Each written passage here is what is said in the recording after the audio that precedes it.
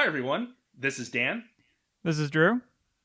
and welcome back to Marvel's Flying Monkeys, who've been on hiatus, and we're starting finally with the world's okayest Hulk movie. We are going back in time after jumping ahead to Captain America to do The Incredible Hulk, which was the second movie to come out of Marvel Studios back when they were still just making these and Paramount was distributing them. This is all before Disney got involved and it became the monstrous amorphous thing that it is now. And yes, in Dan's determination, this is the okayest Hulk. It's not. It is. It's not Ang Lee's The Hulk, which it has its merits, classic? but is no, I wouldn't call it that. Classic is not a word. Well, once you get to 100,000 Patreon followers. Yeah, no. It's not a part of the. Look, Disney hasn't bought up that chunk of Universal yet, so it's not a part of the MCU. So that's the rule. I mean, technically, the X-Men movies aren't part of the MCU either, but I guess that could be the loophole. I don't know. We're not going there. There's already too much. So yeah, today is minute one of The Incredible Hulk, which is really just the title card and that kind of stuff. But I guess we can get into some basic, bits of information about the film if we want. For starters, the fact that many who are used to like the Hulk in the Avengers movies and Thor Ragnarok and all that kind of stuff may notice that Banner looks a little different. I mean, Hulk does too. The design is different, and that's because this version is played by Ed Norton and not Mark Ruffalo. Norton originally came on and did the Marvel thing, signed the contract, was going to be a part of all of these things. I always butcher the pronunciation of his name, but Louis Leterrier, I guess. I don't know. I think that's what it is. Yeah, is the director. He was like a French sort of action director. He did like The Transporter and like a bunch of films like that. Most recently, he directed the Dark Tower sequel. It looks like he directed the entire thing. You mean Dark Crystal? Yeah, the Netflix series. Dark Crystal, yeah. Yeah. Slightly different franchises there. Yeah, there's a lot of Dark Tower is very different from the Dark Crystal. Yes. But yes. But anyways, yeah, and this was like the first film that sort of proved that this MCU extended thing was happening, because there's a post-credit scene that involves Robert Downey Jr.'s Tony Stark that tends to be forgotten and or ignored now because they said some stuff that they ended up following up on, whatever, blah blah blah. The whole point being that this is the second official MCU film, but it just looked a little different for various reasons. But yeah, this first minute is just title card stuff. It's still Marvel Paramount partnership, so it's pre-Disney. It's still the old logo and all of that kind of stuff. Well, no, Universal Studios' logo runs before this too, because they still have their weird licensing deal for the Hulk, which is, and I'm pretty sure I'll defer to you because maybe you know more about this, but if I remember correctly, if it's a Hulk solo film, then it's Universal's territory. Otherwise, the character can be used in other films. Is that correct? I think so. I haven't bothered to look it up, to be entirely honest. I think at this point, Universal's just let the rights go, because they also used to have the rights to Namor, and unsurprisingly, they didn't make that. I bet they're really regretting the wake of Aquaman making $1 billion, but... Yeah, well, who knew that everybody would be so interested in semen?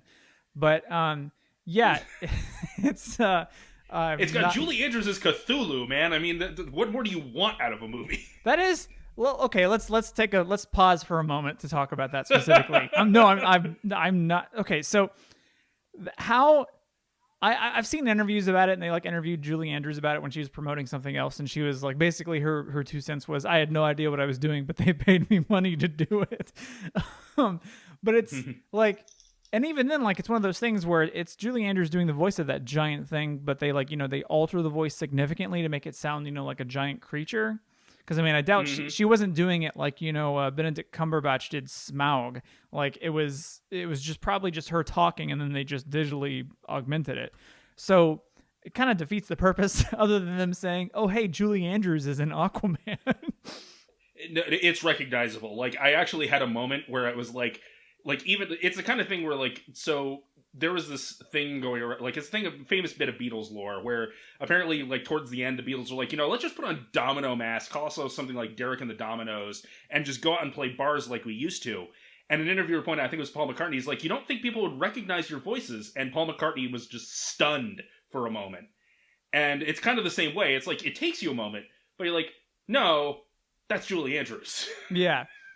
Yeah, I remember like hearing about it, so I knew about it going in, like even before I saw the press screening I went to, but still being there, like I was watching it with a colleague, and we were sitting there going, yeah, Mary Poppins is like about to rip the shit out of Aquaman. This is kind of weird. Yeah. To be fair, the entire movie is fucking weird, but...